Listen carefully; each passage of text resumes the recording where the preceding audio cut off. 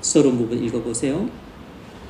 우리는 지난 시간에 하나님의 영광을 위하여 여에 관하여 살펴보았습니다. 로마서 자체는 하나의 개요입니다. 왜 사도 바울이 로마서를 기록했습니까? 그것은 바울이 로마에 있는 성도들을 방문할 수 없었기 때문입니다. 그는 기독교 신앙의 영광과 신비를 강론할 수 없었습니다. 그래서 그는 이 개요를 로마에 있는 성도들에게 써보내고 있습니다. 그러므로 우리는 이 로마서가 하나의 개요에 불과하다는 것을 기억해야 합니다. 이 서신을 강해하는 사람이 할 일은 유지를 적은 이 서신의 유지만 주는 것이 아닙니다. 많은 사람들이 그렇게 하고 있습니다. 강해자는 사도가 응축시켜 놓은 진리를 상세하게 풀어내야 합니다. 오늘 우리는 로마서 12장에서 16장의 내용 분석에 관하여 공부하겠습니다. 네, 우리는 로마서 1장부터 11장까지를 모두 마쳤습니다. 로마서 전체 주제는 이신칭의입니다. 성경 전체의 주제가 이신칭의인데 로마서 전체의 주제도 이신칭의입니다. 갈라디아서의 주제도 이신칭의죠. 그러니까 이신칭의라는 주제가 복음의 핵심 주제고 그리고 성경 전체의 주제라는 사실을 꼭 기억할 필요가 있습니다. 로마서는 크게 네 부분으로 나눕니다. 4장까지가 이신칭의 이 주제 자체를 다루고 5장부터 8장까지는 이신칭의 구원의 영광을 다룹니다. 이신칭의 구원이 얼마나 안전하고 또 완전하고 또 영원한 구원인가를 다루고 있죠. 그래서 로마서 전체의 주제는 이 두 번째 파트 5절부터 8절까지라고 말할 수 있습니다. 그 중에서도 로마서의 꽃은 8장이라고 볼 수 있습니다. 9장, 10장, 11장은 세 번째 대목인데 이것은 이신칭의 주제가 유대인들에게 어떻게 적용되는가를 다룹니다. 특별히 우리가 지난번에 다루었던 11장은 유대인들의 장래 구원의 문제를 다루고 있죠. 동시에 유대인과 이방인들의 구원에 대한 하나님의 계획을 개괄적으로 보여주고 있습니다. 이로써 1장부터 11장까지 교리를 우리가 마쳤습니다. 이제 12장부터 16장까지 5장은 로마서 앞부분에서 다루었던 이 교리를 적용하고 있는 대목입니다. 이신칭의 구원을 받은 그리스도인은 이 땅에서 어떻게 살아야 되는가 하는 문제를 다루고 있죠. 혹시 여러분이 이런 마음속에 이런 생각을 품고 있을 가능성이 높습니다. 무슨 생각이냐면 기독교 하면 교리지 1장부터 11장까지는 교리 부분을 다루기 때문에 엄청나게 중요한 대목이야. 그런데 12장부터 16장까지는 이 교리를 적용하고 있는 대목이기 때문에 교리보다는 조금 덜 중요한 부분이야.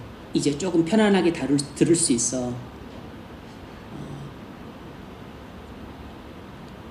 실천도 중요하지만 그래도 교리가 훨씬 중요해. 그러니까 실천 대목은 교리만 알고 있으면 우리가 또 잘 적용만 하면 돼. 이렇게 교리보다 실천 대목은 한 단계 조금 가볍고 쉬운 것으로 생각하기 쉽습니다.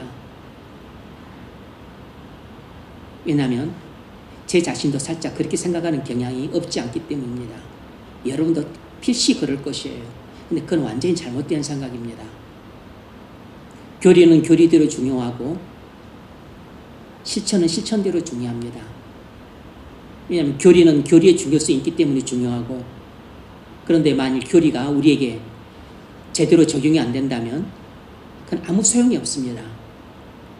우리가 교리를 듣기만 하고 알고만 있다면 그것은 우리에게 아무런 도움이 안 돼요.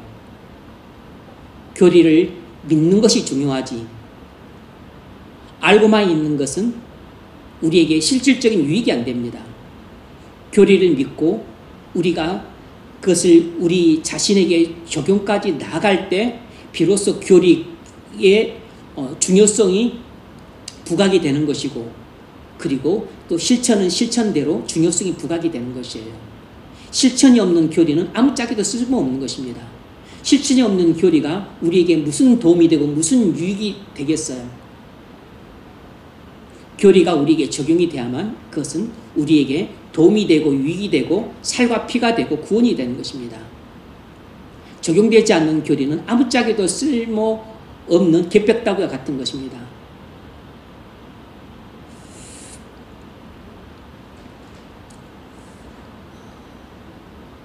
우리가 실제로 고민하고 있는 문제를 다루게 됩니다.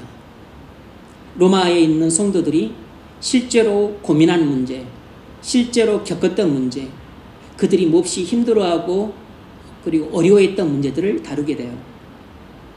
자, 첫 번째 문제 읽어보십시오. 본문 1에서 2절을 읽으십시오. 이 새로운 제목을 대할 때 여러분은 어떤 느낌이 듭니까?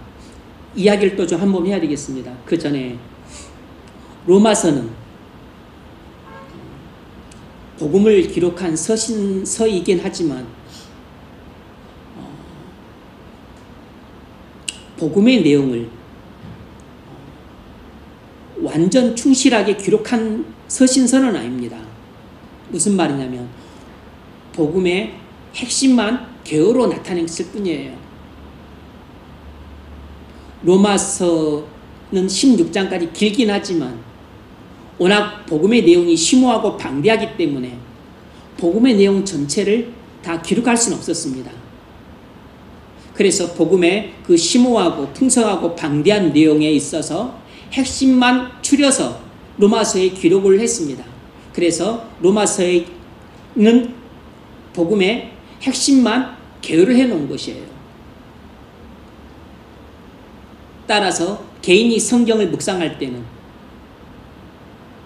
우리는 묵상을 통해서 이 복음의 요지가 개요된 구절들을 통해서 묵상을 통해 우리는 더 심오하고 풍성하고 방대한 그 깨달음들을 묵상이라는 도구를 통해 깊은 샘물을 그 두레박으로 끌어올리듯이 그렇게 끌어올리는 작업이 필요합니다.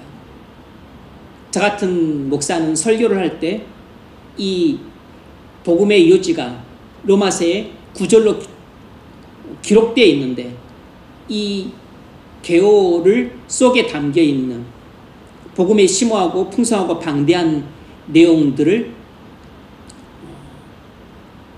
잘 전달하는 것이 필요한 것이죠. 그래서 우리가 이 로마서를 지금 오랜 기간을 걸쳐서 살펴보고 있는 것입니다. 어떤 경우들은 로마서를 한 장을 한 번에 설교를 하는 경우도 있고 또 때로는 교인들이 일단 지루해 할 수 있으니까 교인들을 생각해서 그렇게 할 겁니다. 전반부 한 번, 후반부 한 번 그렇게 해서 2번 정도 걸쳐서 설교를 하기도 합니다. 그렇게 해도 벌써 32번이에요.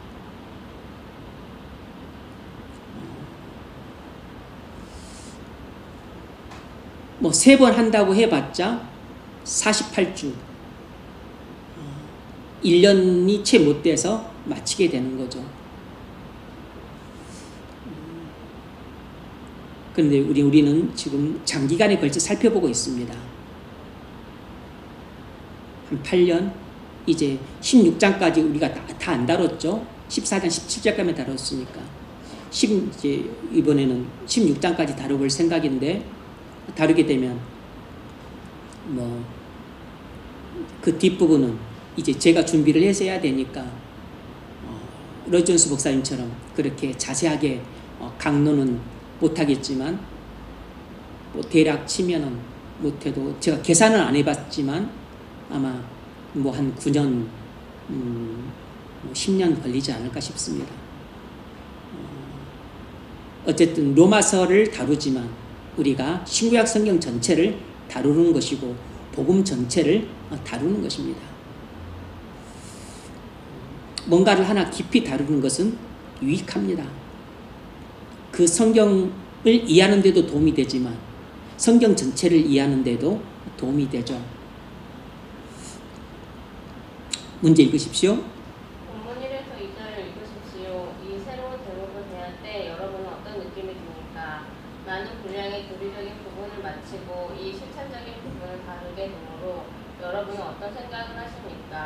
이미 교리라는 중요한 부분을 마쳤고 이제 교리의 적용 부분이니 덜 중요한 부분이라고 생각하십니까? 만일 우리가 이런 생각을 가지고 있다면 잘못 생각하고 있는 것입니다. 왜 우리는 계속 이 대목을 연구해 나가야 합니까? 네. 왜 우리는 교리만 다루면서 끝내지 않고 교리를 적용하는 실천 대목도 강의를 해 나가야 되는가? 한 5가지 이유가 있는데 첫 번째는 이것입니다. 사도 바울이 1장부터 11장뿐만 아니라 12장부터 16장까지도 기록을 했기 때문입니다. 그러므로 우리는 당연히 기록된 성경 전부를 다루고 있는 것입니다. 우리가 성경이 정말로 살아계신 하나님의 말씀이라고 믿는다면 우리는 성경 전체를 다 읽어야 됩니다. 그리고 할 수만 있다면 성경 전체를 다 다뤄야 돼요. 그런데 우리가 성경 전체를 다 다루기가 쉽지 않죠. 이제 새벽에 설교를 통해서 우리가 이제 창세기부터 시작해서 쭉 나가고 있죠. 뭐 그런 식으로 해서 뭐 수십 년에 걸쳐서 다 다룰 수는 있을 것입니다. 그런데 이제 좀 더 이렇게 강의식으로 좀 깊이 있게 다루자면 성경 전체를 평생토록 해도 다 다루기는 쉽지 않습니다.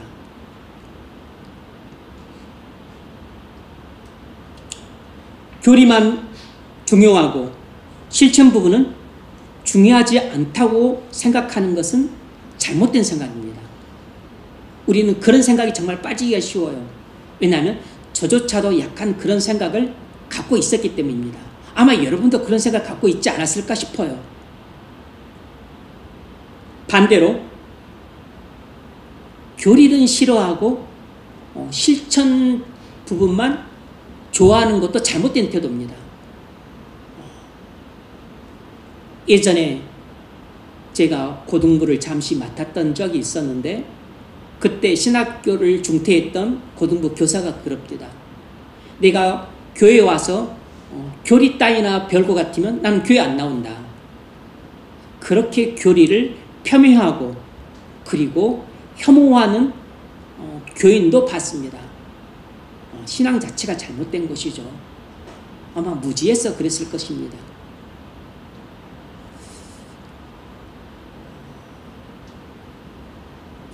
교리를 중시했던 교육자였던 저를 아주 대놓고 대적을 하더라고요. 무척 어려움을 겪었습니다. 잘못된 신앙입니다. 교리는 딱딱하고 지루하고 관념적이고 그리고 형식적인 것이라서 실제로 신앙생활을 하는 우리에게 필요한 것은 뭐 아는 것, 믿는 것보다 더 중요한 것은 실천하는 것이다 라고 하는 잘못된 믿음을 갖고 있었던 것이에요. 제 앞선 교육자가 다분히 되게 좀 실천을 강조했던 교육자였습니다. 그래서 애들을 데리고 또 실제로 막 또 구제를 가기도 하고 또 어디 이호수 뭐 예양원 같은 데를 데리고 가서 실제로 또 나병 환자들 또 그런 것에서 봉사도 하고 그런 것을 강조했던 것이에요. 뭐 봉사하는 게 잘못된 게 아니죠. 실제 삶의 현장에서 몸으로 부딪혀가면서 또 우리가 알고 믿는 교리를 또 몸소 이렇게 체험하는 것, 그게 잘못된 건 아닙니다. 근데 문제는 그쪽에만 너무 강조를 하다 보니까 교리를 듣고 배우고 믿는 것 자체를 소홀히 하는 것이에요. 그런 것을 아주 경시하고 그리고 그것을 중요하게 여기는 것을 폄훼하고 혐오하는 것은 편향된 신앙인 것이죠. 균형 잡힌 신앙이라는 게 말이 쉽지 어렵습니다. 그러니까 균형 잡힌 신앙이란 절반은 교리가 중요한 것이고 절반은 교리를 우리 삶 속에서 믿고 적용해서 실천하는 것이 중요하다. 이렇게 생각하는 것이 균형 잡힌 기독교 신앙이라고 볼 수 있습니다. 그러니까 어느 한쪽에만 중요하다고 말해서는 결코 안 되는 것이에요. 교리와 실천 부분 모두 중요한 것입니다. 두 번째로, 여러분은 어떻게 생각하십니까? 여러분은 어떤 태도를 갖고 지금 신앙생활을 하고 있죠? 그래도 교리가 실천 부분보다는 더 중요하다, 이런 생각을 갖고 계십니까? 저는 어떤 것도 중요하지 않다고 말하지 않았습니다. 어떤 것이 어떤 것보다 더 중요하다, 이렇게 말하지도 않았어요. 교리는 우리에게 지대한 영향을 미치기 때문에 중요해요. 그런데 그 교리를 믿고서 순종하지 않는다면 교리는 우리에게 아무런 도움을 못 줘요. 그래서 첫 번째는 교리고 두 번째는 실천인데, 그 측면에 있어서는 교리가 먼저 우선입니다. 올바른 교리를 우리가 알아야 믿을 수 있고, 그리고 올바른 교리를 믿어야 우리가 올바른 삶을 살 수 있기 때문에, 그래서 첫 번째는 우선은 교리입니다. 그 다음이 실천인 것이죠. 이것은 우선순위가 그렇다는 것이지 중요도가 더 그렇다는 것은 아닙니다. 교리와 실천은 똑같이 중요해요. 이 점을 명심할 필요가 있습니다. 두 번째로, 결국 기독교는 하나의 가르침이 아니라 하나의 삶이기 때문입니다.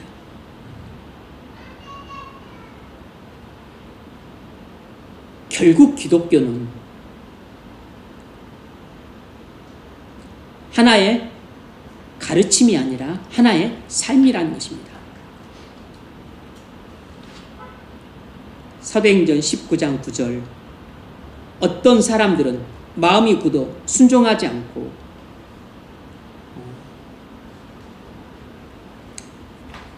기독교 진리를 믿지 않는 사람들은 순종하지 않습니다.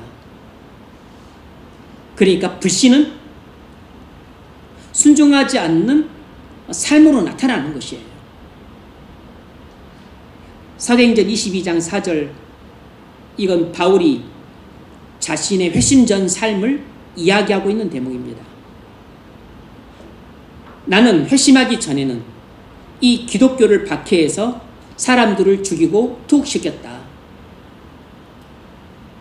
그러니까 기독교를 믿기 전에는, 예수를 믿기 전에는 이렇게 예수를 핍박하고 교회를 잔해하는 삶을 살았다는 것입니다.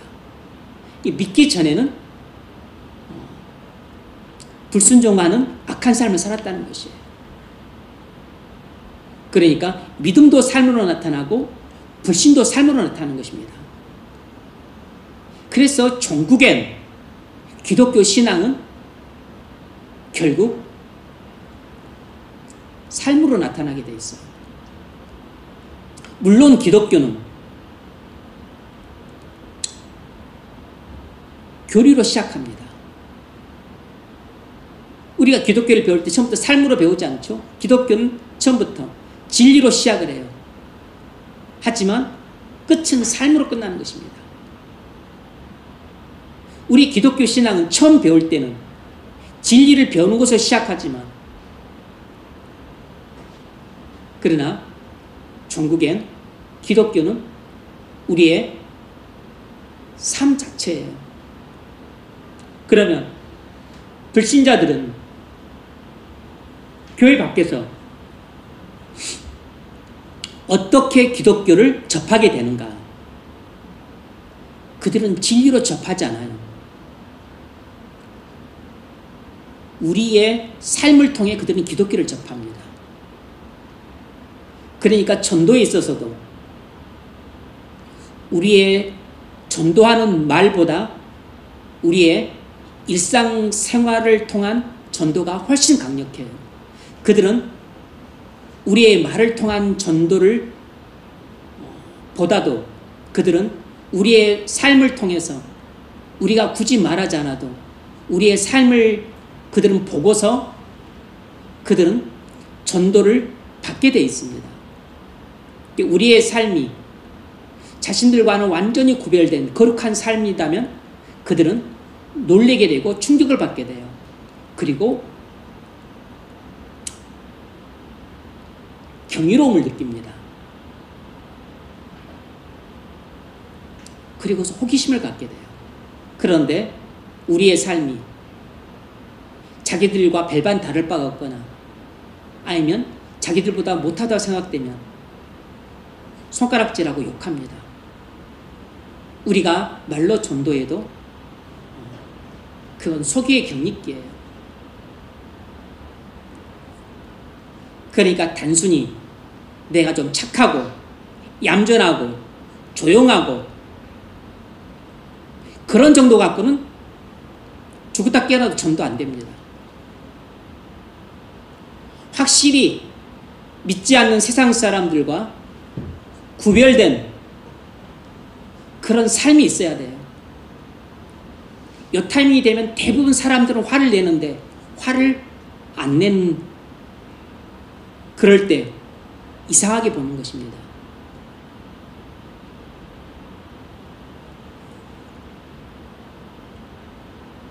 사람들은 이렇게 할 때 이런 일에 대부분 다른 사람이 대부분 무관심하고 신경 안 쓰는데 그런 부분에 대해서 관심을 갖고 애정을 기울이고 그리고 사람들은 다른 사람한테 거의 관심을 안 두고 그리고 자기 시간도 안 쓰고 돈도 안 쓰고 마음도 안 쓰는데 피 한 방울 안 섞이고 오다 가다 만난 사람인데 관심을 가져주고 애정을 기울여주고 자기 시간을 써주고 돈도 쓰고 헌신적으로 나를 돌봐줘. 이러면 내가 흔하게 만났던 불신자들과 완전히 구별된 다른 삶인 것이에요. 그러니까 불신자들은 기독교를 교리로 접하는 게 아니고 우리 그리스도인들의 삶을 통해 접하게 되어 있습니다. 그 이유는 우리가 믿는 기독교 진리가 결국엔 우리의 삶을 통해 나타나기 때문이에요.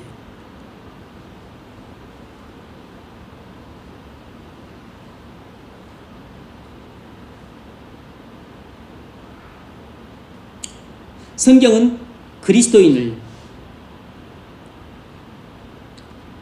말씀의 사람들로 묘사합니다. 기독교는 하나의 사고 방식일 뿐만 아니라 하나의 행동 방식이에요. 기독교는 사고 방식이자 행동 방식입니다. 근데 사고 방식과 행동 방식을 합치면 뭐가 되냐면 생활 방식이 되는 것이에요. 그래서 기독교는 결국 하나의 생활 방식입니다. 이 이야기는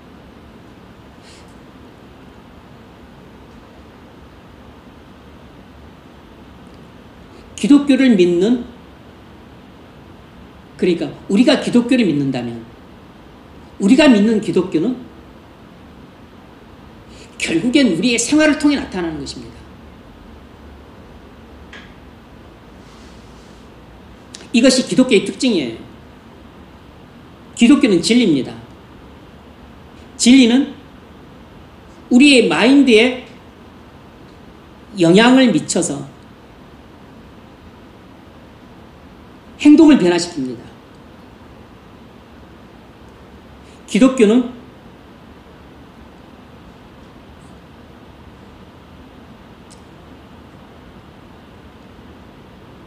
우리 마음을 변화시켜요.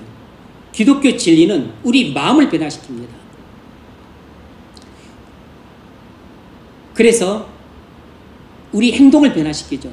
다시 말하자면 기독교 진리는 우리 존재를 변화시켜요. 그래서 우리의 삶을 변화시키는 겁니다. 다시 말하면 존재는 인격입니다.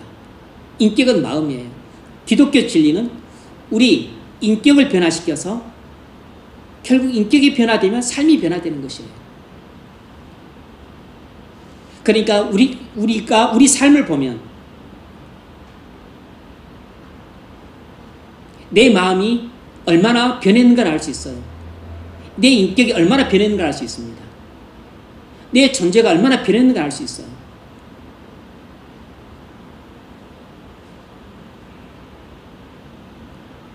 만일 내 그 삶의 거룩함의 정도가 1이면 우리 기독교 신앙은 내 기독교 신앙은 1인 것이에요. 내 삶의 거룩한 삶의 정도가 5라면 내 기독교 신앙은 5인 것입니다. 내 신앙은 반드시 내 삶으로 나타나게 되어 있습니다. 여러분의 여러분의 삶의 거룩한 삶의 수준이 만약 10이라면 여러분의 기독교 신앙은 10인 것이에요. 여러분의 기독교 신앙의 여러분의 그 인격 수치도 10인 것입니다. 삶이 5라면 여러분의 인격도 5예요.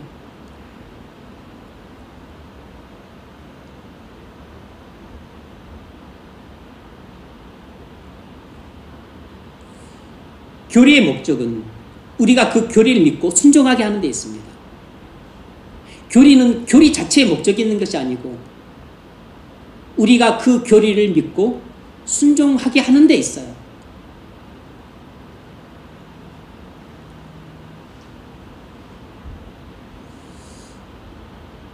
구원의 목적은 타락한 죄인들이 타락 전에 삶을 회복시키기 위한 목적입니다.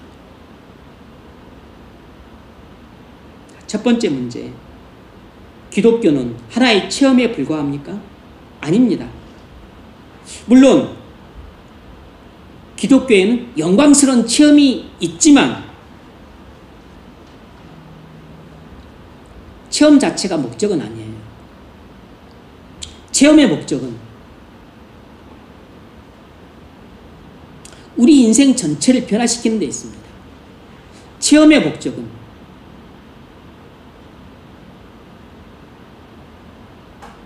우리 인격을 변화시키는 데 있고 우리 인생 전체를 변화시키는 데 있어요.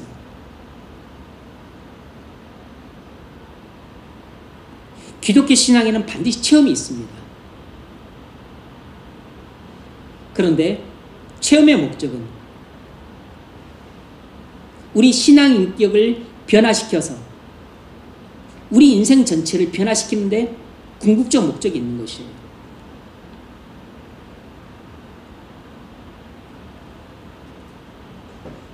그래서 우리는 영광스러운 체험을 사모하는 것이죠. 디도서 2장 14절 읽으세요. 그가 우리를 대신하여 자신을 주시는 모든 불법에서 우리를 속량하시고 우리를 깨끗하게 하사 선한 일을 열심히 하는 자기 백성이 되게 하려 하십니다. 네. 거기 상반절은 체험을 말하는 것입니다. 그리스도께서 우리를 대신하여 자신을 주심은 모든 불법에서 우리를 속량하시고 우리를 깨끗하게 하사 그리스도의 속죄의 피를 믿음으로 우리는 죄사함이라는 은혜를 입어서 체험을 하게 됩니다. 죄사함 받은 그 기쁨과 또 감격과 구원을 체험하죠. 이것의 목적은 우리의 인격의 변화와 삶의 변화에 있는 것입니다. 그런 체험을 하게 되면 반드시 우리 인격은 변해요.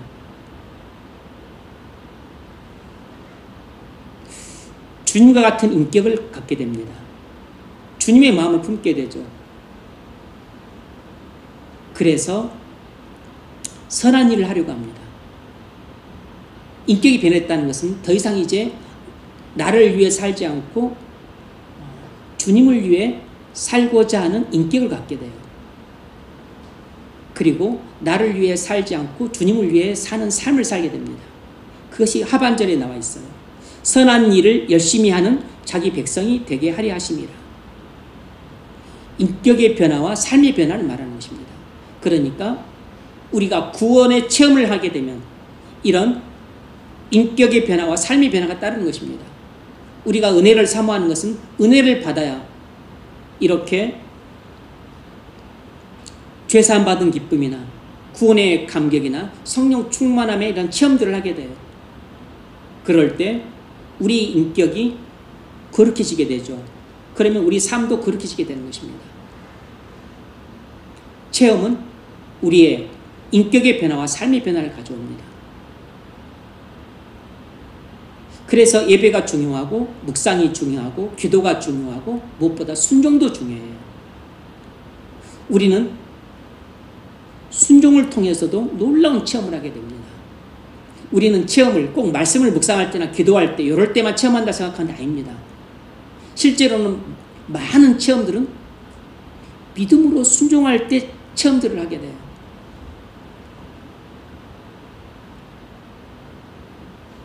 오병이어의 체험도 순종할 때 했던 거잖아요. 무슨 교리를 믿음으로 한 체험이 아닙니다.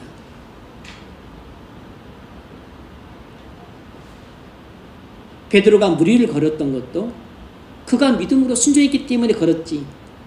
예수님이 베드로를 에게 무슨 무리를 걷는 능력을 주신 게 아니에요. 많은 체험은 믿음으로 순종할 때 하나님이 은혜를 주셔서 체험을 하게 됩니다. 우리가 그런 영광스러운 체험이 없다면 많은 경우는 내가 믿음으로 순종하지 않았기 때문이에요. 체험이 많은 사람들은 대부분 믿음으로 순종한 사람들입니다. 두 번째 문제 읽으세요. 하나님의 백성들은 단순히 진리를 알고 생각만 하는 사람들입니까? 아닙니다. 하나님의 백성들은 단순히 진리만 알고 생각만 하는 사람들이 아니에요. 성도는 훌륭한 지각을 갖고 실천하는 사람들입니다. 진리를 알기만 하고 실천하지 않는 사람은 성도가 아니에요. 요한복음 13장 17절 너희가 이것을 알고 행하면 복이 있으리라.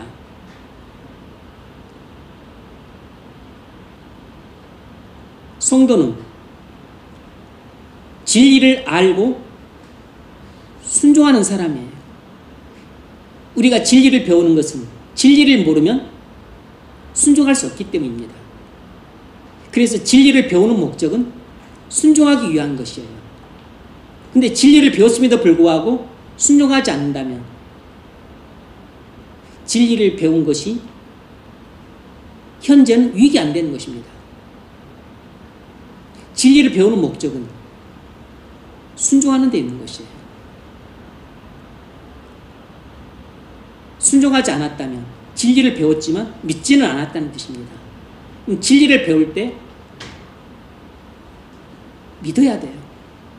그건 성령께서 역사하실 때 진리를 배울 때 믿게 되죠. 그래서 항상 예배 전에 그리고 묵상 전에 또 우리가 성경을 읽을 때 꼭 기도를 해야 되는 이유가 여기 있습니다. 배울 때 이것이 알기만 하고 내가 믿음에 이르지 못하면 이것이 내게 큰 유익이 안 됩니다.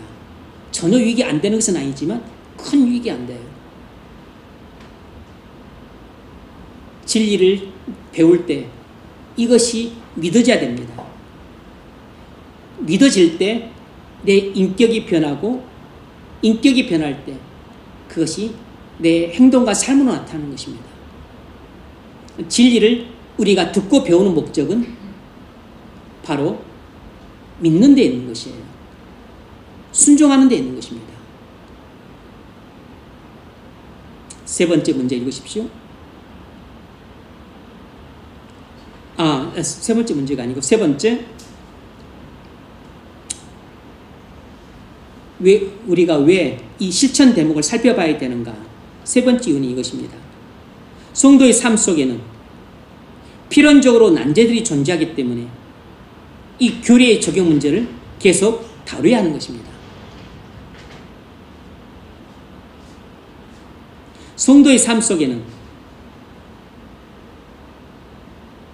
필연적으로 난제들이 존재하기 때문에 교리의 적용 문제를 계속 다뤄야 한다는 것입니다. 그렇죠?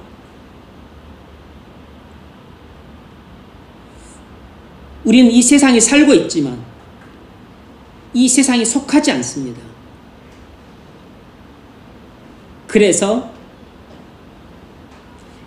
이 세상 사람들이 겪지 않는 문제들도 겪게 돼요. 우리의 신앙 때문에. 그래서 성도인 우리는 이 세상에 살아갈 때 크고 작은 많은 난제들 속에 살게 됩니다. 그런데 단순히 내가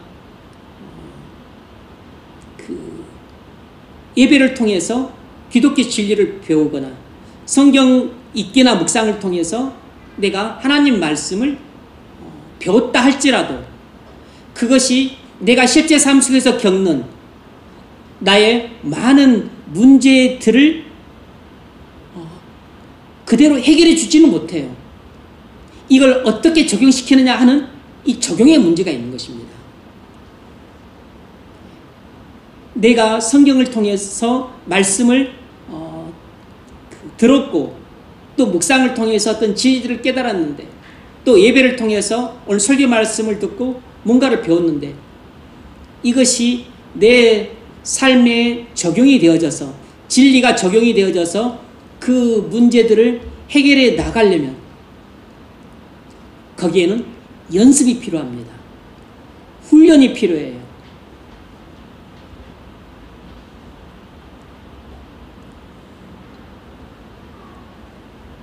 그건 이것과 같습니다. 일종의 이것은 꼭 이건 비유예요. 그냥 꼭 같지는 않습니다. 그러니까 교회에서 설교를 통해서 말씀을 들어요. 그럼 내가 진리를 배웁니다. 일종의 이론이나 지식이라고 할 수 있어요. 그런데 이론과 실천은 다르잖아요. 이론을 배웠지만 이걸 실천하려고 그러면 또 어떻게 실천해야 되는가 이걸 배워야 됩니다. 연습을 해야 되고 또 그 훈련을 받아야 돼요. 예를 들면 축구 선수들이 이렇게 축구는 이렇게 개인기 연습, 개인기는 이런 게 있다. 또 발등으로 공 차기, 또 발 안쪽으로 공 차기, 그리고 또 복숭아뼈로 있는 대로 또 공 차기, 또 발 뒤꿈치로 공 차기, 그리고 또 어깨로 양 어깨로 치기, 또 헤딩으로 차기. 이제 이런 것들을 이론적으로 배워요. 배운다고 해서 실제로 그 필드에 나가서 그러면 배우는 사람들이 그걸 다 본인이 혼자서 합니까? 발등으로 볼을 컨트롤을 이론적으로 배웠다 해서 다 하냐고? 못하죠. 발 안쪽으로 차고, 그리고 복숭아뼈로 차고, 발 뒤꿈치로 차고, 그걸 다 해야 되는데, 그걸 못해요. 그걸 하려고 하면 연습을 해야 돼요, 연습을. 그리고 하나하나 코치를 받으면서 훈련을 받아야 됩니다. 그걸 차면서 이제 또 운동장을 한 바퀴 돌아야 돼요. 발등으로 차고, 안쪽으로 차면서 그 운동장을 돌아야 돼요. 돈을 안 떨어뜨리는 훈련을 해야 된다고. 그게 이론으로 쉬운데, 그걸 실제로 하려면 그 엄청 어려운 일입니다. 그런 훈련을 하는 것은 볼을 공으로 그러니까 볼을 발로 갖고 놀고 익숙하게 하기 위해서 그렇게 하는 것이에요. 어깨도 갖고 놀고 머리도 갖고 놀고 볼을 아예 몸에 갖다 붙이는 훈련을 하려고 하는 것이에요. 물론 이것이 믿음과 실천의 관계를 그대로 나타낼 수는 없어요. 왜냐하면 이것은 축구 이론과 실천, 말 그대로 이론과 실천이지만 진리를 배우는 것은 배우는 것뿐만 아니라 진리는 믿는 것이기 때문에 좀 차이가 있죠. 진리를 단순히 진리를 단순히 알고는 살짝 실천하기가 어려워요. 실천을 한두 번 할 수 있죠. 믿지는 않아도 내가 진리를 배우고 알았다면, 또 눈치 때문에 하고 싶지 않지만 실천을 하거나, 또 해야 된다는 어떤 그 강박의식 때문에 몇 번은 실천할 수 있지만, 믿지 않으면 이걸 지속적으로 실천할 수가 없어요. 그런데 진리를 우리가 배웠지만 어떤 사람은 알게만 하고 어떤 사람은 무슨 믿습니다. 믿으면 눈에 보이지 않지만 놀라운 변화가 일어나요. 이게 바로 마음의 변화입니다. 인격의 변화예요. 존재의 변화가 일어납니다. 그러면 이제 그것을 우리가 실천하려고 하는 의지를 갖게 돼요. 그럼에도 불구하고 이것들을 이제 어떻게 구체적으로 적용을 해야 되는지, 그리고 또 어떻게 세세하게 그것들을 우리의 삶의 구체적인 문제에 또 적용을 해야 되는지, 그런 것들에 대한 또 지도가 필요해요. 그래서 또 어떤 문제에 적용을 해야 되는지, 어떻게 적용을 해야 되는지, 이런 그 케이스 훈련이 필요합니다. 사례 연구가 필요하다고. 그래서 또 이런 적용하는 과정 속에서도 또 원리가 있습니다. 그래서 이런 대목들을 반드시 다뤄야 됩니다.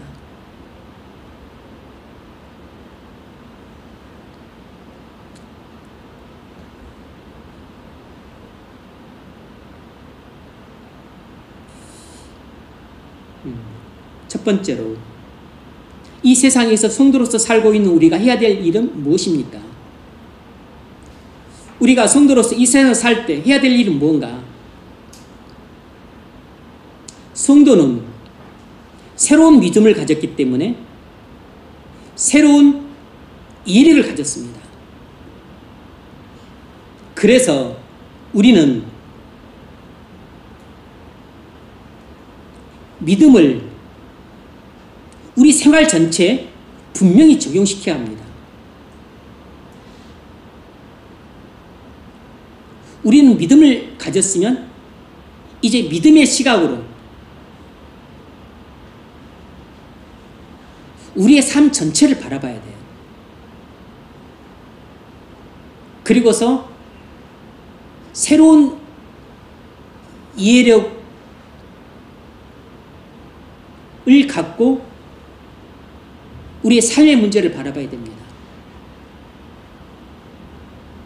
그러면 믿음이 없기 전에 내 삶의 문제를 바라볼 때와 다르죠.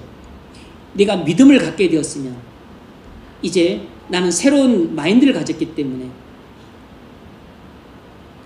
어떤 삶의 문제가 생겼었을 때 이제 나는 새로운 관점으로 이 삶의 문제를 바라보게 됩니다.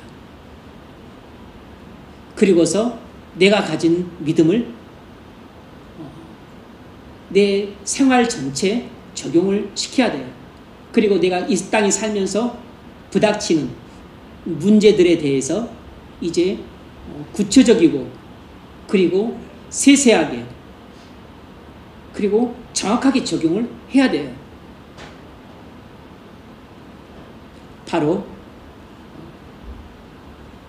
이제 그런 것을 돕기 위해 이런 실천 대목이 성경에 나와 있는 겁니다. 그런 연습, 그런 훈련을 돕기 위해 나와 있는 것이에요. 우리가 단순히 진리를 알기만 하고 믿기만 한다면 나머지 실천 부분은 누워서 떡 먹기다 이런 게 아니라고.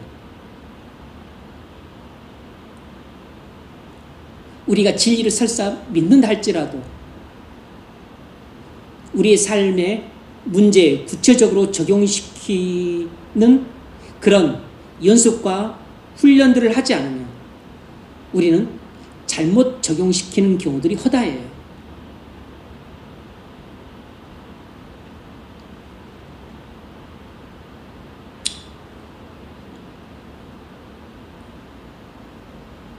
성도는 거듭난 사람입니다.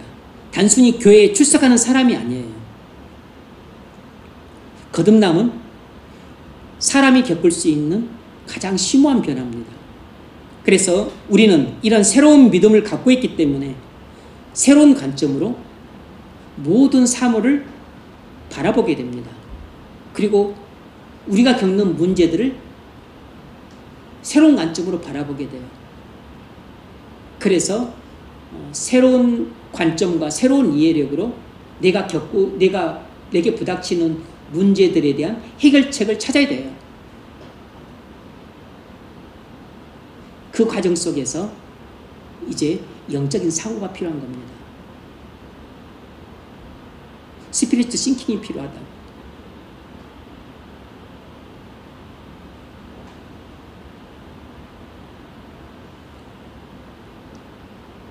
그리고 좌로도 치우치지 않고 우로도 치우치지 않는 그런 균형 잡힌 태도가 필요합니다.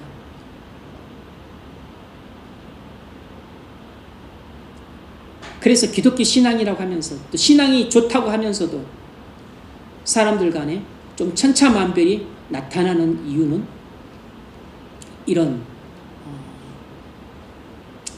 적용에 있어서 누가 보다 균형 잡힌 적용을 하는가 뭐 그 차이일 수도 있습니다.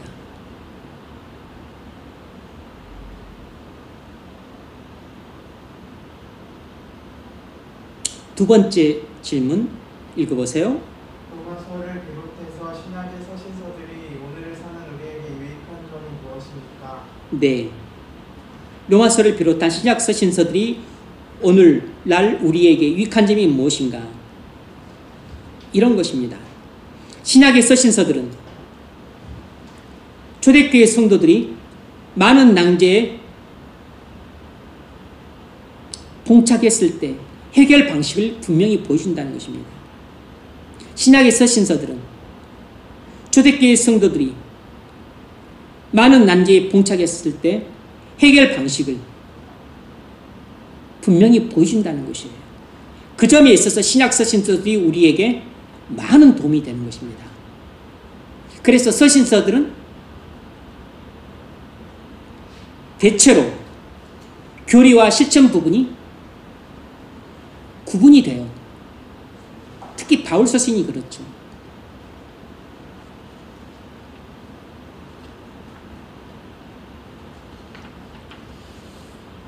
그래서 우리 묵상도 그게 확연히 구분이 돼야 됩니다. 교리와 이 실천 부분이 구분이 돼야 돼요. 누차 말했지만 묵상의 꽃은 적용이라 그랬습니다. 적용이 없는 묵상은 반쪽짜리 묵상입니다. 그런 묵상이 지속이 되면 그건 오히려 좀 나중에 해로울 수 있습니다. 우리 신앙 자체를 완전히 관념적인 신앙으로 왜곡시켜 버릴 수가 있어요. 신앙은 절대로 관념적이 되면 안 됩니다. 교리는 관념적이고 그리고 뭐 믿음이라는 단어 자체는 관념적이지만 그러나 신앙은 반드시 우리의 삶에서 구체성을 띠어야 돼요.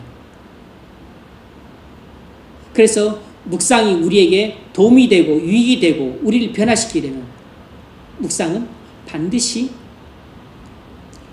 관찰과 해석을 통한 그리고 교리 발견이 진행된 다음에 그것이 내게 적용이 돼야 됩니다. 정확하게, 구체적으로, 그리고 세세하게 적용이 돼야 돼요. 그래서 내가 그것을 믿음으로 순종할 때 변화가 됩니다. 그 일이 매일같이 꾸준히 이루어지면 우리는 비온 후에 대나무 죽순이 자라듯이 우죽순처럼 자라게 돼요. 엄청나게 자라게 되고 폭발적인 성장을 하게 됩니다.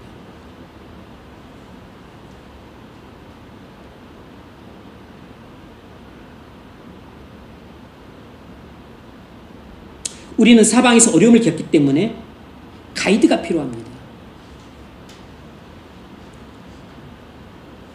우리는 모두 다 도움이 필요하고 가르침이 필요해요.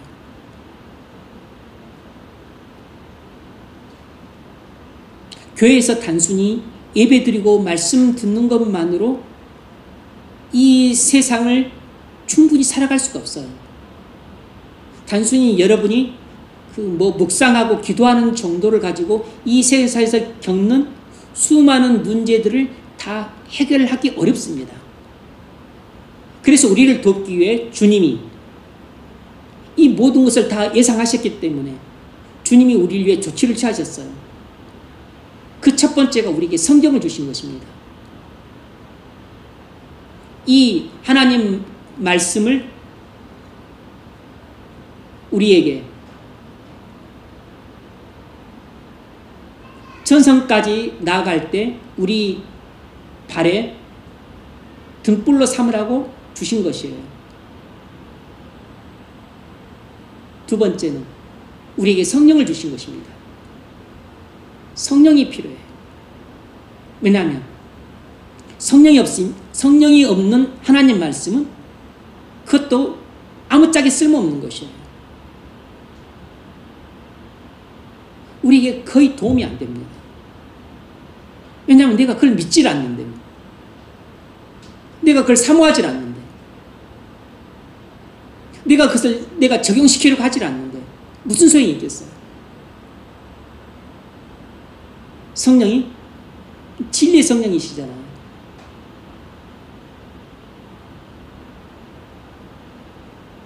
그리고 나를 변화시키는 성령이시고, 그래서 성령이 필요합니다. 그러면 말씀과 성령만 있으면 되는가? 우리가 그렇게 다 신령한 존재가 아니에요. 신령한 성도라도 그것만 갖고는 안 됩니다. 그래서 주님이 이 땅에서 하셔야 될 역할을, 비록 부족하고 모자라지만 주님이 종들을 이 땅에 보내신 것입니다. 바로 그 주의 종들이 여러분을 지도를 하고, 그리고 또 가이드를 하는 것이에요. 그리고 가르치는 것입니다.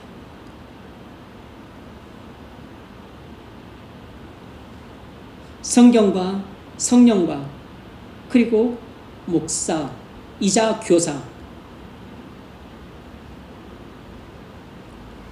우리가 이 땅에서 겪는 수많은 난제들을 해결하도록 돕기 위해서 하나님이 보내주신 것들이에요.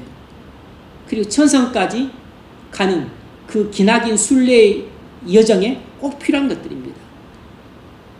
첫 번째는 성경이고, 두 번째는 성령이시고, 그리고 세 번째는 목사가 필요한 것입니다.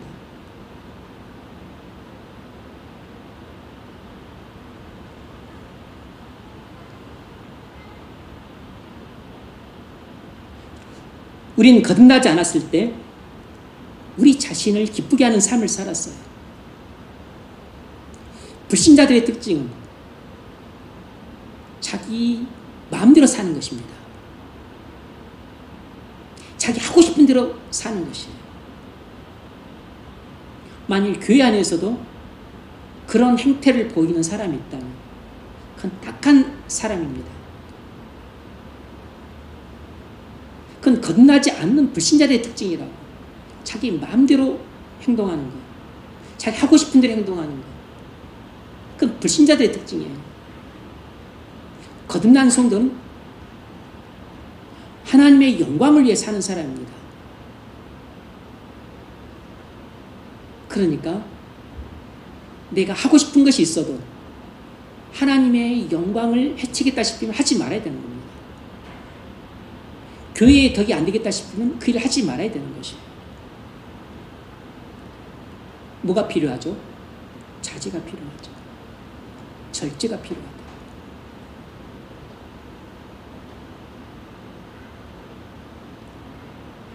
그래서 성도의 미덕은 절제입니다. 왜냐하면 자기를 기쁘게 하는 삶을 살 때는 뭐 굳이 절제가 필요 없죠. 내가 좋아하는 것을 그대로 하면 되는 것이죠. 마약 먹고 싶으면 약 먹고, 술 마시고 싶으면 술 마시고, 어디 그냥 놀러 가고 싶으면 놀러 가서 그냥 퍼질러 그냥 놀고. 하나님의 영광을 위해서 살려고 하는 사람은 내 타락한 욕망이 원하는 것과 그리고 나의 거룩한 본성이 요구하는 것이 다르기 때문에 이게 충돌을 하는 것이죠. 내 타락한 본성이 원하는 것은 육체고, 육체의 욕망이고, 내 거룩한 본성이 이끄는 것은 성령의 인도하심이라. 그래서 성령의 인도하심을 따를 것인가, 내 육체의 욕망을 따를 것인가, 충돌하니까 고민을 하게 되는 것이죠.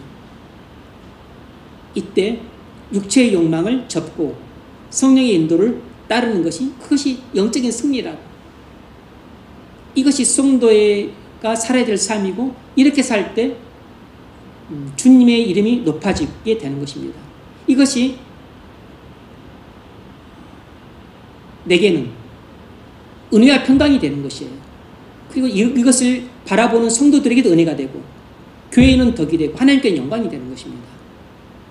이런 거룩한 삶이 믿지 않는 불신자들이 볼 때는 이 세상의 빛으로 보이는 것이에요. 왜냐하면 자기는 어둠 속에 살고 있는 어둠의 자식인데, 이게 완전히 생각하는 게 다르고, 이게 말하는 것도 다르고, 행동하는 것도 달라. 거룩한 삶은, 성도의, 우리의 거룩한 삶은 세상 사람들에게, 어둠 속에 있는 어둠의 자식들에게, 아, 사람은 저렇게 살아야 되는구나 하는 등불처럼 보이는 것입니다.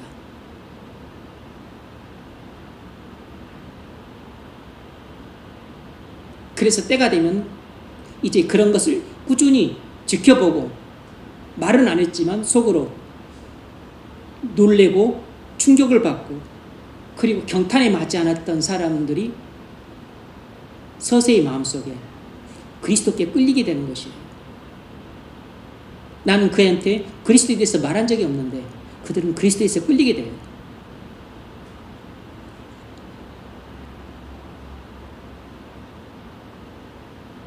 (14장 7절) 우리 중에 누구든지 자기를 위하여 사는 자가 없고 자기를 위하여 죽는 자도 없도다. 아멘. 성도는 자기를 위해 사는 사람이 아니고 주를 위해 사는 사람입니다. 죽을 때도 자기를 위해 죽으면 안 되고 주를 위해 죽어야 돼요. 그래서 성도는 아무리 괴로워도 자살하면 안 되는 겁니다. 사실상 우리가 죽고 싶은 마음이 들 때가 있어요.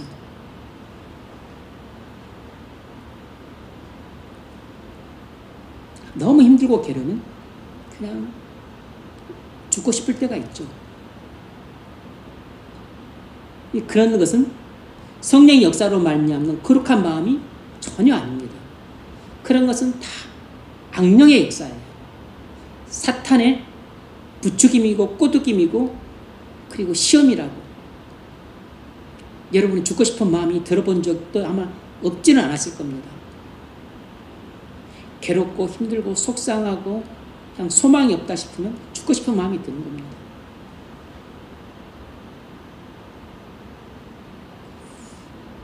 그런데 그렇게 사탄의 시험에 들어서 극단적 선택을 하는 것은 그건 성도의 삶이 아니죠.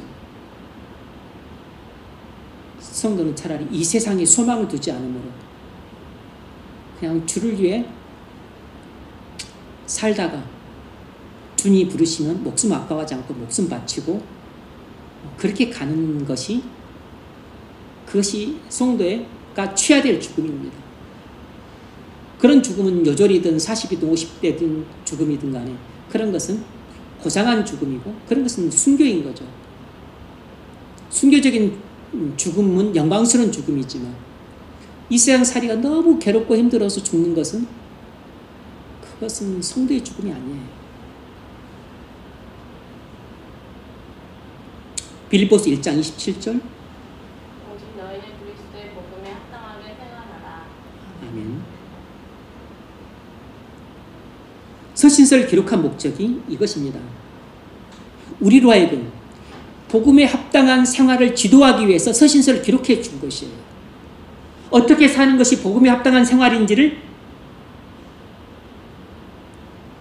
개별적인 문제를 통해서 구체적으로 지도하고 있는 겁니다. 세세하게 지도하고 있는 것이에요.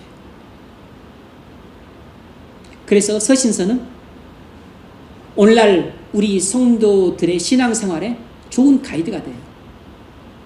네 번째로 우리가 왜 이 로마서 실천 대목을 살펴봐야 되는가? 네 번째 이유는 교리와 실천 사이에 밀접한 관계가 있기 때문입니다.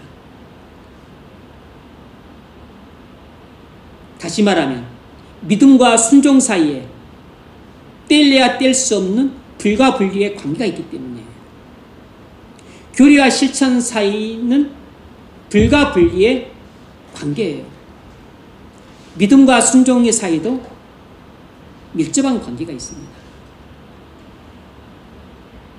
교리와 실천은 분리가 안 됩니다. 우리가 성경을 분석하는 것은 이해의 편의를 위해서 분석하는 것이에요. 앞부분은 교리고 뒷부분은 실천 부분이다. 이것은 이해의 편의를 위해서 구분하는 것이에요. 여러분들이 묵상할 때도 중요한 것은 교리를 발견하기 위해서 관찰하고 해석하고 하는 것이죠. 본문이 말하는 진리가 무엇인지를 깨닫기 위해서. 나머지는 이제 우리가 뭘 하냐면 이 본문이 다루고 있는 문제에 대해서 깨달은 진리를 갖고 이제 내가 실제로 생활 속에서 겪는 문제들에 대해서 적용을 하는 것이에요. 돈 문제에 관한 본문이었다면 돈 문제에 관해서 적용을 하는 것입니다. 사람들과의 관계 문제에 대해서 다뤘다면 사람들과 관계 문제에 적용을 하는 것이에요.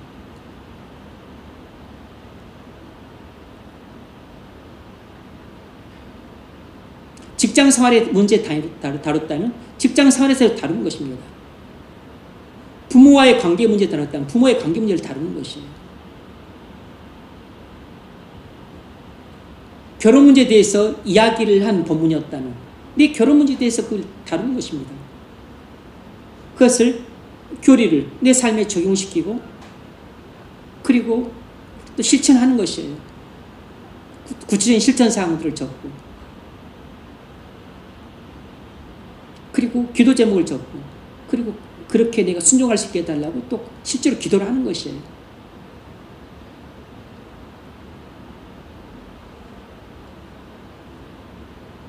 설교도 그렇게 하는 것입니다.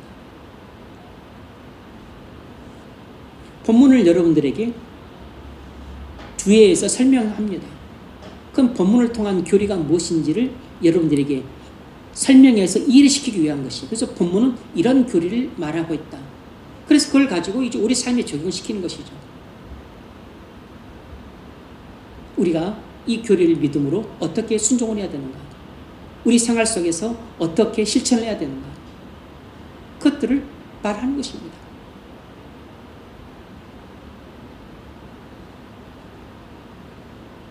그래서 교리와 실천은 하나입니다. 마찬가지로 믿음과 순종도 하나예요. 여러분 아다시피 믿음은 순종이잖아요. 순종이 없는 믿음, 그건 믿음이 아니라고. 믿음이란 말 속에는 이미 순종이라는 게 들어가 있는 것입니다. 순종이 없는 믿음은 믿음이 아니다 라는 교리가 야고보서의 가르침이에요.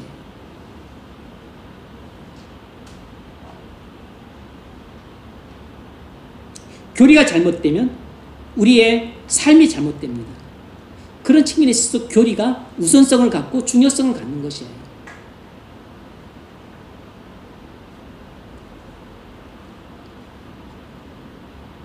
예를 들면 목사님이 자본주의 사회에서 주식 투자를 거부하고서 어떻게 자본주의 사회를 살아갈 수 있나, 이런 믿음을 갖고서 주식 투자해도 된다, 우리가 그리스도인이라고 재테크를 안 해도 되나? 재테크 해야지. 그러면 그렇다고 해서 뭐 은행에다 돈 넣어서 조금 받는 것이나 뭐 부동산 투자를 하는 것이나 그게 뭐가 다르냐? 부동산 투자 그것도 뭐 해도 된다. 뭐 그런 생각을 갖고 있다면 교인들한테 그렇게 설교를 하는 것입니다. 부동산 투자 해도 된다. 주식 투자 해도 된다. 그러면 나중에 코인 투자는 어떻게 해야 될지, 코인 투자도 해도 된다. 그러면 교인들은 그렇게 듣고 배웠으니까 대부분 그것을 믿어요. 그러면 주식 투자도 하고 부동산 투자도 하고 코인 투자도 하는 것이죠. 그럼 삶이 그렇게 되는 것입니다.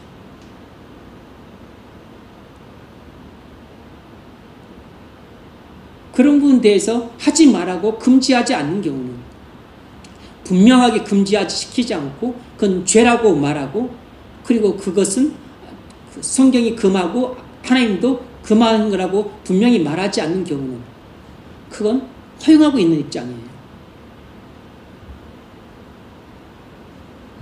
그것은 묵인하고 있는 것입니다. 그럼 성도들은 다 해요. 주식 투자 다 하죠. 부동산 주식 투기하고 부동산 투기하고 코인 투기하는 것입니다. 그 선물 투자도 하는 것이고, 그럼 주식 투자하는데 뭐 선물 투자 안 하겠어요?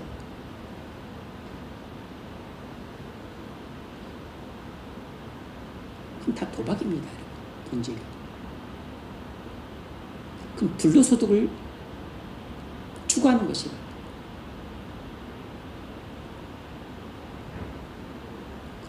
성경이 고리대금을 금하고 있는 것이 불로소득이기 때문에 금하는 것이에요.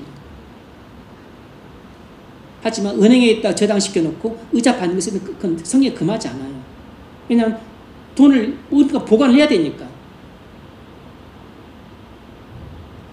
돈 놓고 돈 먹기는 성경에 금하고 있는 것입니다. 교리가 잘못되면 반드시 삶도 잘못되어 있어요.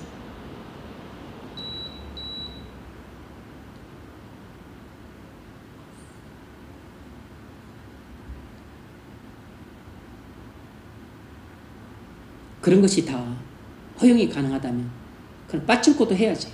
빠친코도 허용해 줘야지. 왜 빠친코는 못하게 해요? 그럼 마작도 하고 포카도 하고 뭐죠? 뭐 아무튼 그런 것도 다 뭐 하게 해야지.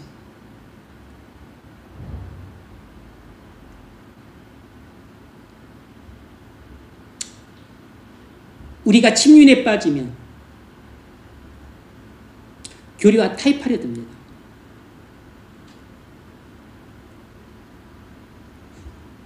우리의 삶이 무너지면 시험에 들게 돼 있어요. 특별히 사단의 시험에 들게 됩니다. 그러면 나중에는 교리를 부정하게 돼 있습니다. 삶이 무너지면 교리를 부정해요. 왜냐하면 내가 아무리 교리를 듣고 배웠어도 실제로 내 삶이 무너지면 아무런 효력이 없다 생각하니까 이 땅 교리 배우면 뭐하나 이 생각이 드는 겁니다. 성경 읽으면 뭐하나 이런 생각이 드는 것이에요. 기독교 진리가 무기력하게 느껴지는 것입니다. 그래서 삶이 무너진 사람들이 교회를 안 나오는 것이에요. 교회를 떠나는 것입니다. 세상으로 가는 것이에요.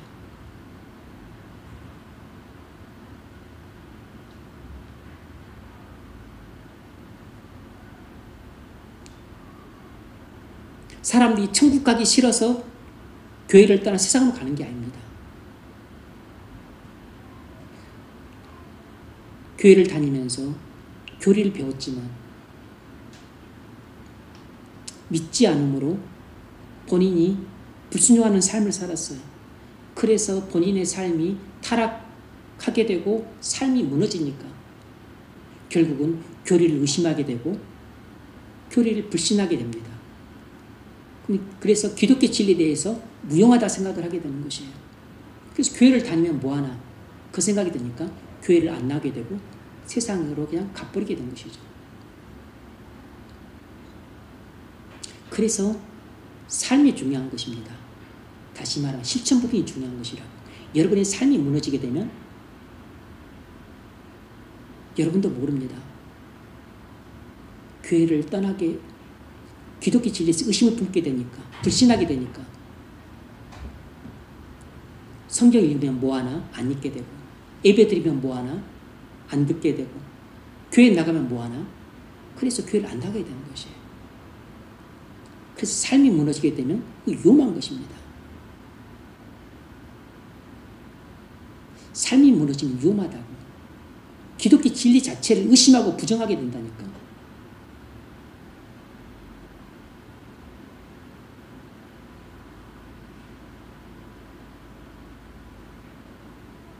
여러분이 아무리 좋은 직장을 가졌어도 삶이 무너지면 여러분 기독교 진리를 부정하게 됩니다. 내가 좋은 사람 만나서 결혼했어. 하나님 감사합니다. 하나님 찬양합니다. 했다가 또 여러분의 삶이 타락해 보십시오. 죄 가운데 푹 빠져 보십시오. 그러면 결국 기독교 진리를 부정합니다. 의심하게 돼 있어요.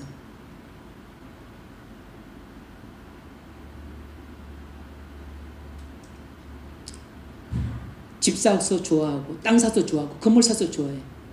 하나님 감사합니다. 감사한 것도 엄청 했어. 그러다가 여러분 바람나 보십시오. 간은 피워보세요.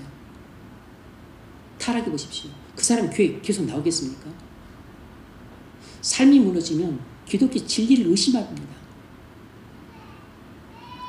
뭐한 것이죠? 사탄의 시험에 든 것이다.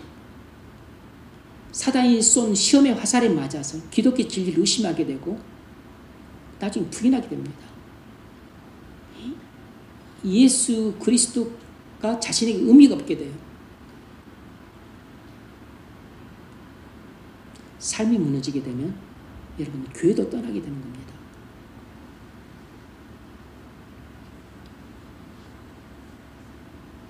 그러면 여러분 삶이 무너지지 않도록 잘 지키셔야 됩니다.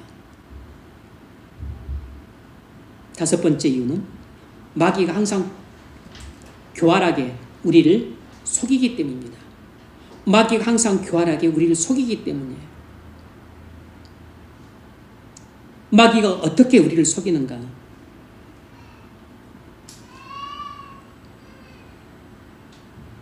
실천은 별로 중요하지 않다고 생각하게 만드는 것입니다.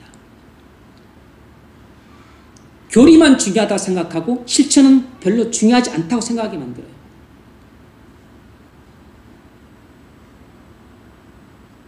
여러분이 교리는 중요하지만 실천 부분은 별로 중요하지 않다라고 생각하고 있다면 그건 사단의 거짓말에 여러분이 속아넘은 것입니다.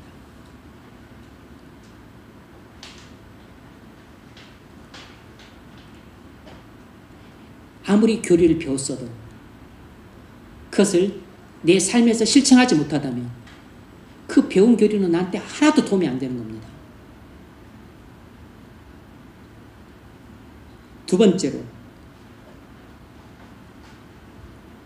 실천 부분만 너무 강조하는 것입니다. 제가 이런 패단을 제가 좀 전에 말씀드렸죠.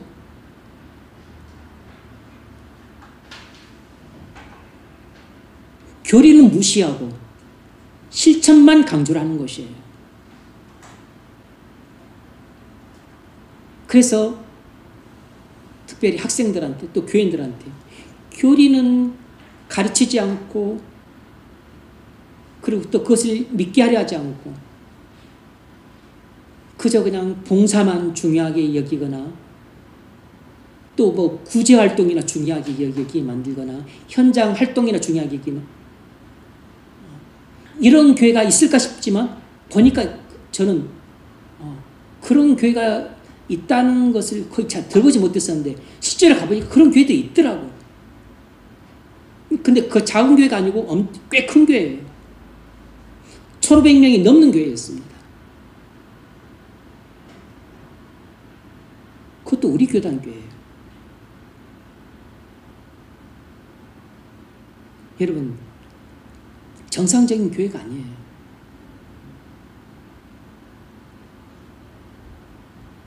중직자들도 기독교 진리를 제대로 이해하지 못하니까 신앙 자체가 완전히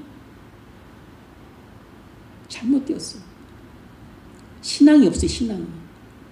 신앙이 없으니까 인격도 완전히 그냥 자기 멋대로입니다.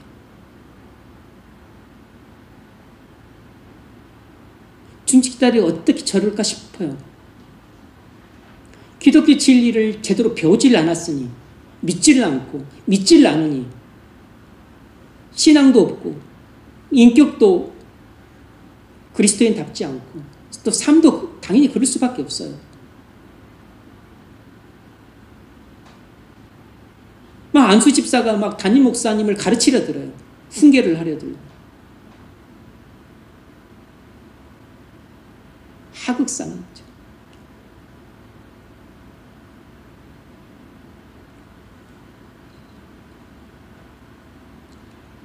그건 다 뭐 목사님들 책임이죠. 목사님들이 잘못 가르쳤으니까.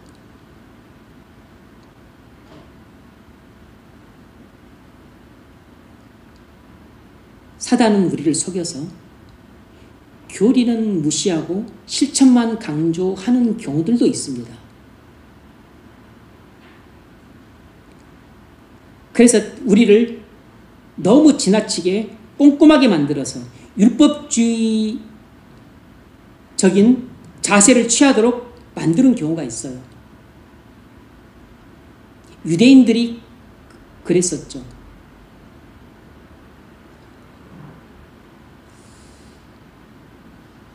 주일 성수에 대해서 어떻게 안식일 성수에 대해서 어떻게 안식일을 거룩하게 지킬 것인가, 랍비들이라고 하는 사람들이 그런 쓸데없는 규칙들을 많이 만들어냈습니다.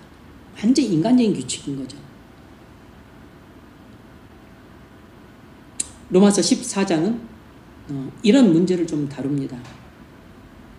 우상에게 바쳐진 고기 먹는 문제, 또 뭐 날들을 지키는 문제, 이런 문제를 좀 다뤄요.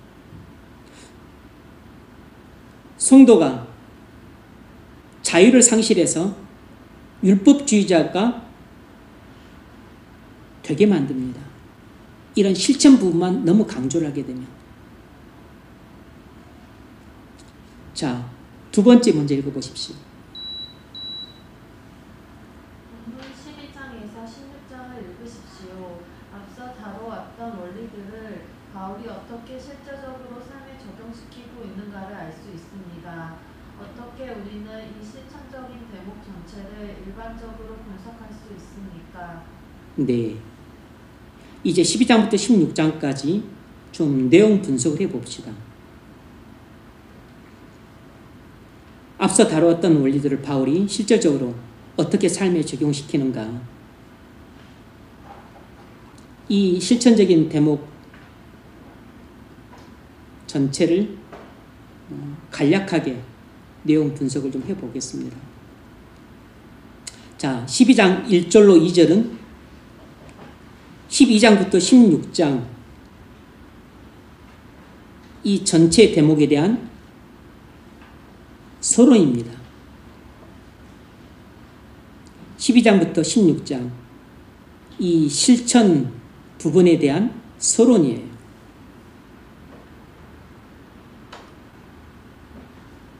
왜 우리가 적용으로 시선을 돌려야 하는지 이유를 설명합니다.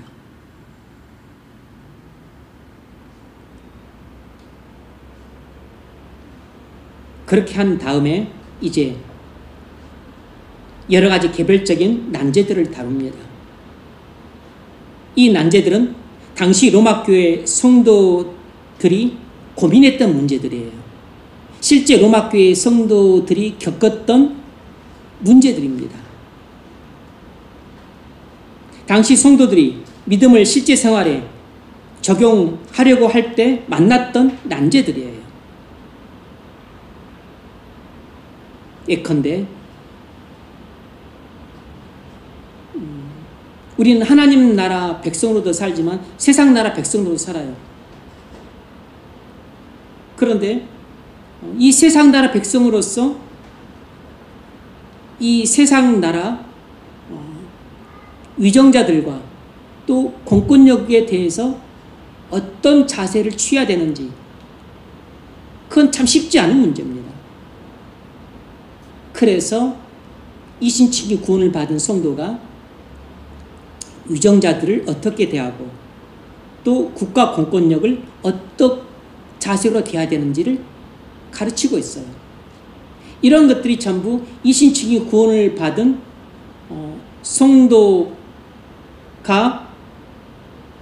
실제 삶 속에서 이제 이런 기독교 진리를 구체적으로 적용하는 대목이에요. 이런 것들은 구체적으로 배우지 않으면 모릅니다. 자기 멋대로 생각을 하게 돼요. 자기 소견에 옳은 대로 생각하고 행동을 하게 됩니다. 배워야 되는 것이죠.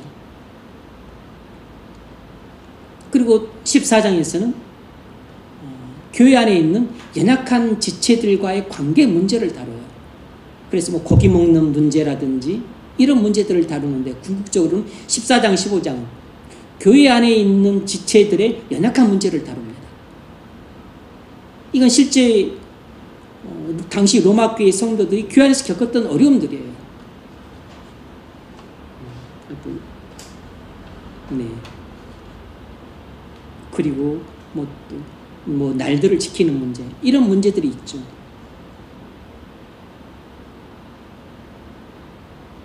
바울은 로마 교회 성도들을 돕기 위해서 로마 교회 성도들이 겪고 있는 난제들을 하나씩 다뤄갑니다. 원리를 제시하고 그리고 해결책을 제시해요. 오늘날 우리도 이와 비슷한 난제들에 봉착해 있습니다. 바울이 이런 난제들을 해결하는 방식을 통해서 원리와 해결 방식을 배울 수 있는 거죠. 그래서 우리도 오늘날 겪고 있는 난제들에 대해서 원리와 해결 방식을 적용할 수 있는 것입니다. 난제는 다를 수 있지만 난제가 갖고 있는 본질은 같기 때문에 난제를 해결하는 원리와 해결 방식을 채용해서 우리가 오늘날 겪고 있는 우리의 난제들에 적용을 시키는 것이에요.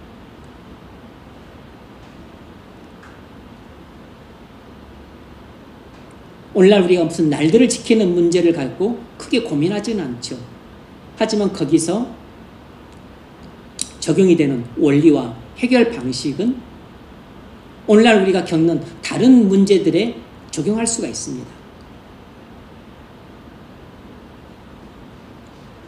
12장 3절로 21절까지는 성도와 교회의 관계를 다룹니다. 그리고 13장은 성도가 세상과 어떤 관계인지 다뤄요. 성도가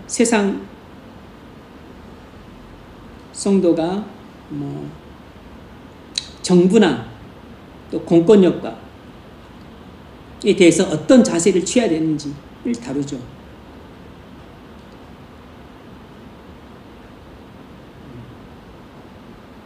이 세상 속에 살고 있는 성도들이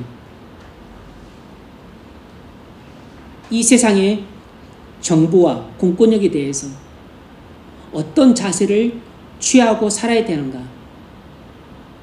하는 것을 우리는 이 로마서 13장을 통해서 배울 수 있습니다. 이런 대목이 없으면 우리는 정부나 위정자나 공권력에 대해서 어떤 입장을 취해야 되는지 되게 어려움을 느꼈을 겁니다. 앞부분 이신칭의 구원의 진리를 배운 것만으로 우리 스스로 충분히 해결하기 어려운 문제예요.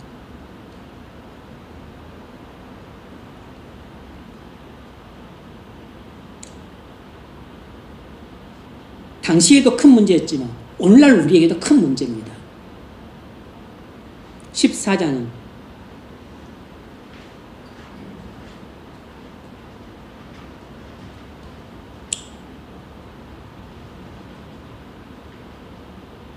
교회의 연합을 깨뜨리는 문제들을 다룹니다. 교회의 연합을 깨뜨리는 문제가 뭐죠? 믿음이 강한 자들이 믿음이 연약한 자들을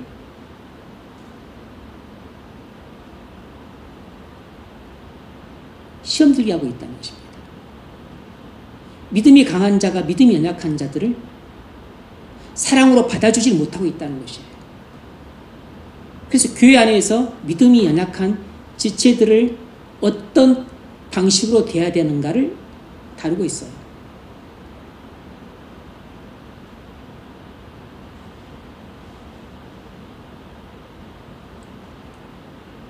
어떤 날을 주일로 지켜야 되는가? 우상에게 바쳐진 고기는 뭐가 되나 말아야 되나? 상전과 종의 관계는 어떻게 해야 되는가? 이런 구체적인 사례들을 다룹니다.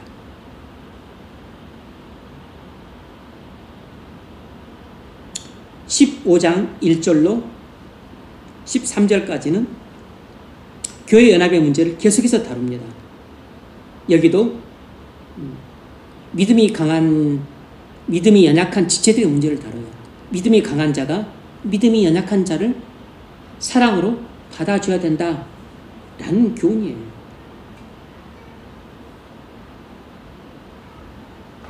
특별히 교회 안에 있는 유대인 성도와 이방인 성도들과의 관계의 문제를 다루기도 합니다. 이론적으로 유대인과 이방인 사이의 장벽은 무너졌지만 실제로 삶의 영역에서는 문제가 되었습니다. 오늘날에는 이런 것이 인종 간의 문제로 나타나고 있죠. 당시 유대인과 이방인 간의 문제가 오늘날에는 인종 간의 문제로 나타나고 있습니다.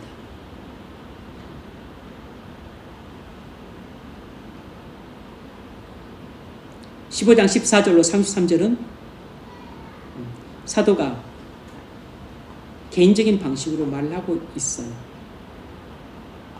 16장 1절로 16절, 사실상 16장 전체는 그냥 마무리입니다. 16장 전체는 사실상 마무리예요, 마무리. 1절로 16절은 무난 인사입니다.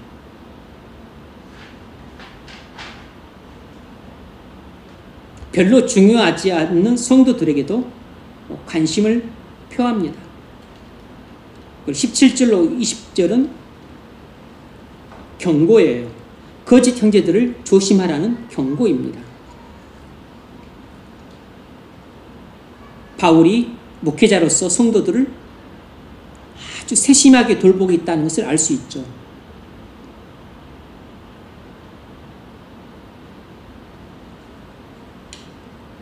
그다지 중요하지 않는 성도들에게도 관심을 갖고, 그리고 또 거짓 성도들을, 형제들을 조심하라는 이런 경고를 한다는 측면에서 바울이 성도들을 소중히 여겨서 세세하게 지도를 하고 있다는 걸 알 수 있습니다. 그리고 21절부터 24절까지는 문안 인사입니다. 그리고 25절 27절은 송영이에요.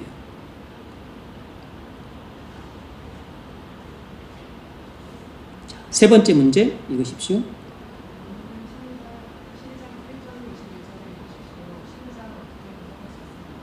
네, 12장은 우리 잠깐 읽어보면서 마무리 짓도록 합시다. 12장 1절로 2절은 서론입니다. 1절로 2절은 서론이에요. 읽으십시오.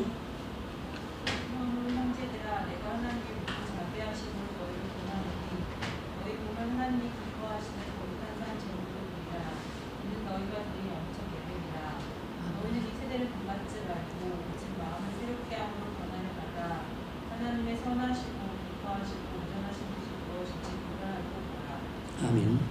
3절로 8절은 교회 안에서 성도의 섬김에 삶에 대한 것입니다. 교회 안에서 성도의 섬김에 대한 것이에요. 3절로 8절 읽으세요.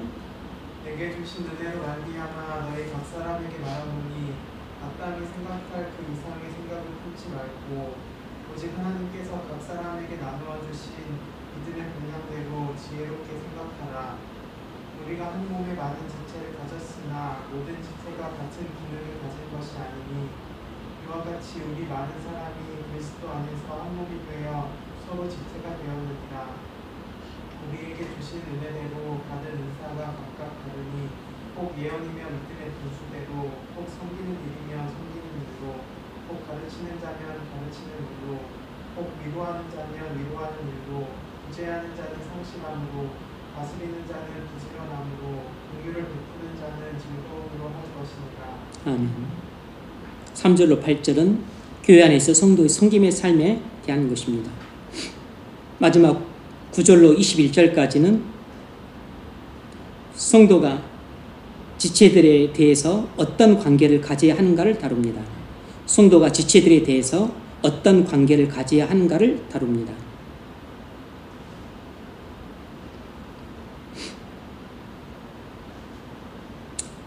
우리는 서로 어울려 살아야 돼요. 교회 안에서 우리는 다른 지체들하고 잘 어울려야 됩니다. 우리가 다른 지체들과 서로 어울리는 일에 어려움을 느끼고 있다면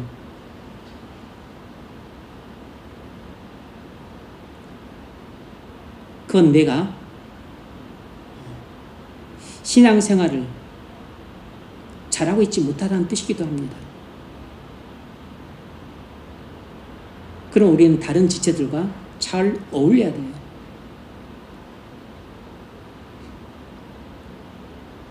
내가 아무리 은사가 많고 뛰어나도 믿음이 좋은 성도들과도 잘 어울려야 되지만 믿음이 약한 성도들과도 잘 어울려야 됩니다. 목회자와도 친해야 되지만 새로 출석하는 새신자들과도 친하게 지내야 돼요.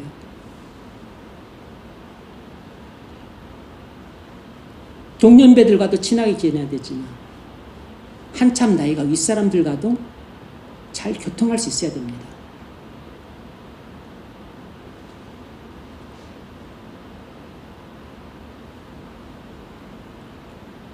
내가 다른 사람들과는 잘 어울리지도 못하면서 나는 지혜 은사를 받았다.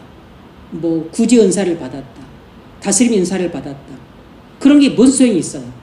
은사라는 것은 다른 지체들을 섬기도록 하기 위해서 하나님이 주신 선물인데 그 은사를 받아놓고서 그 은사를 갖고 다른 지체들을 섬기고 있지 못하다면 내가 받은 은사가 무슨 소용이 있냐고. 그건 하나님이 주신 은사를 사용하고 있지 않은 것이죠. 제대로 사용하고 있지 않은 것이라고. 믿음의 은사를 가진 사람은 믿음으로, 또 구제 은사를 가진 사람은 구제로, 다스림을 가진 사람은 다스림으로,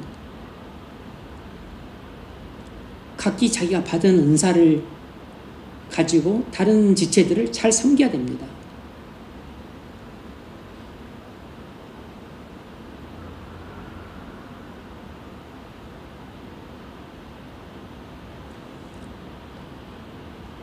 하나님이 물질을 많이 주셨다면 자신이 가진 물질로 사람들을 많이 섬겨야 돼요.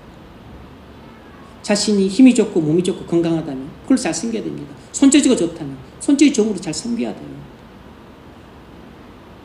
말을 잘하고 언변이 좋고 말 잘하고 언변 좋은 것을 잘 섬겨야 됩니다. 음식을 잘하면 음식을 잘하는 것을, 악기를 잘 다루면 악기를 잘 다루고 섬겨야 돼요.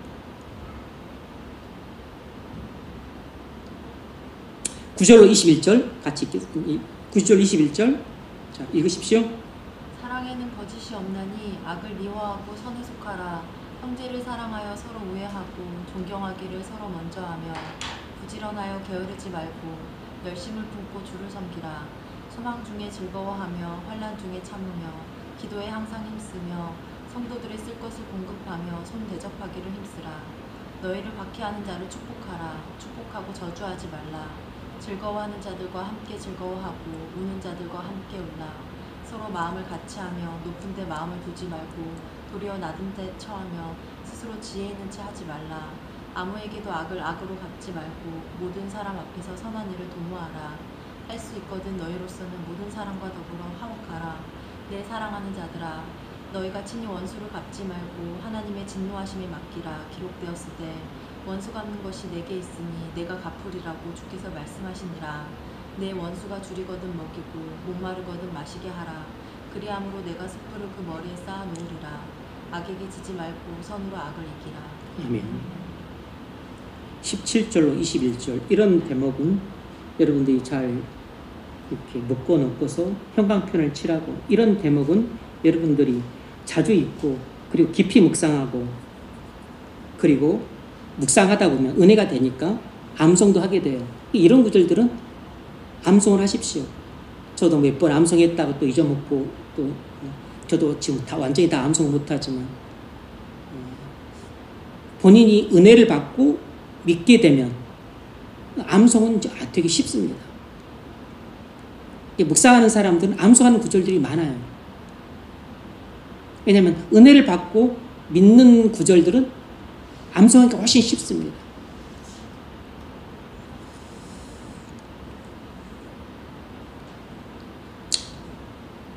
적용점을 읽으십시오.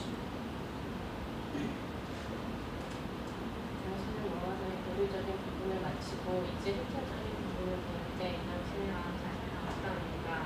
이 실천적인 부분에서 당신이 기대하는 부분은 무엇입니까? 네. 오늘 우리는 로마서 12장부터 16장까지 실천 부분에 대한 개요를 다뤘습니다. 서신서 전체가 교리와 실천 부분으로 나눌 수 있는데, 로마서도 11장까지는 교리 부분이고 그리고 나머지 5장은 실천 부분입니다. 교리가 먼저 나왔고 실천 부분이 항상 뒤에 나와요. 그런 측면에 있어서 우리는 먼저 교리를 배우게 되고 나중에 교리를 우리 삶에 적용시키는 부분을 다루게 됩니다.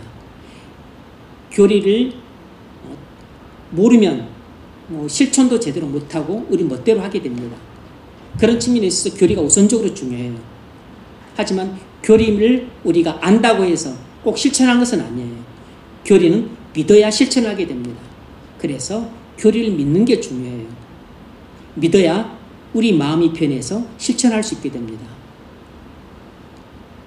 실천하지 않는 교리는 도움이 안 되는 것입니다.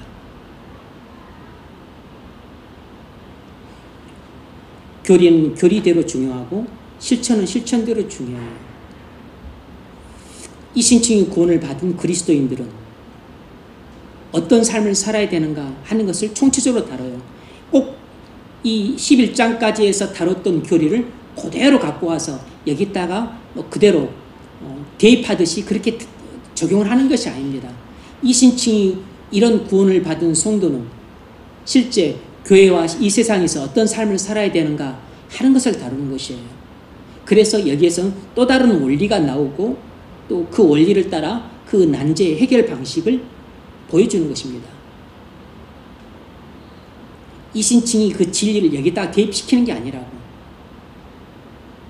이신층이 구원을 받은 성도, 주님의 피로 죄사함을 받은 성도는 교회에서는 어떻게 생활해야 되고 또 이 세상에서 어떻게 생활해야 되는가 하는 것들을 이제 케이스 바이 케이스로 다루는 것입니다.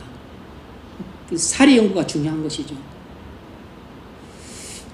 그래서 우리가 오늘날 실제 삶 속에서 겪는 문제들을 해결하는데 많은 도움을 받을 수 있습니다. 이 부분을 또 심도 깊게 그리고 또 풍성하게 앞으로 잘 또 다뤄 가심으로 또 여러분의 삶에서 겪는 많은 문제들을 해결하는 데 있어서 실질적인 도움을 받을 수 있기를 주의 이름으로 축원합니다. 아멘. 기도하고